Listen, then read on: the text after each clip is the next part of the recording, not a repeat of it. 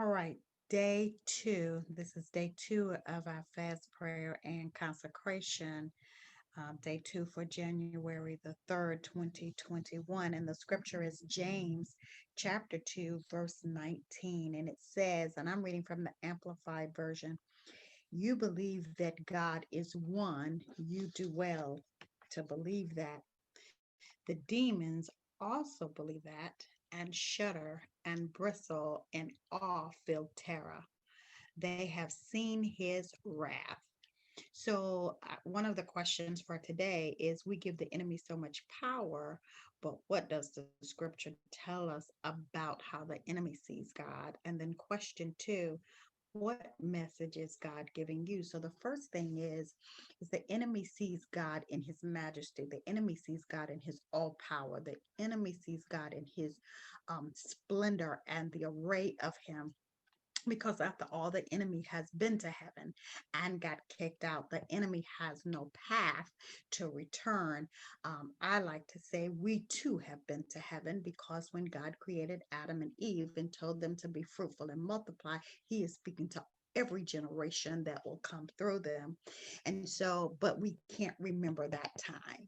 And so now, and we also have a path to get back, right? Salvation is our path to get back. So the enemy is hoping that we don't know that, and he is always looking for a way to destroy that. His job is to come to steal, kill, and destroy. So when we can see God as the enemy does, the enemy knows his power. The enemy knows that he has all power. The enemy knows all the array of his splendor and his glory and his majesty. He's hoping that you don't know. And so the enemy trembles at his awe, but his only feel good method, his only victory is to try to keep you from getting back to heaven.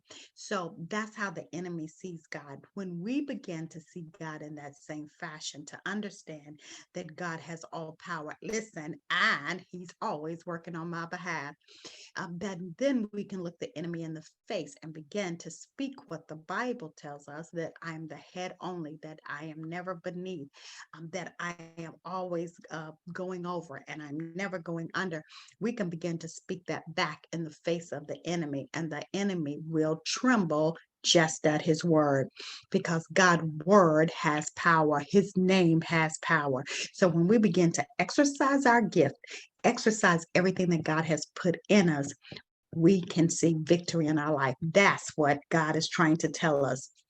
He says, you do good to believe, yes, that I'm the one God, but when you believe in all that really is attributed, and that I have given you the power to exercise, listen, we can see victory in our lives. I'm Juanita Corry Jackson. Thank you for joining us today.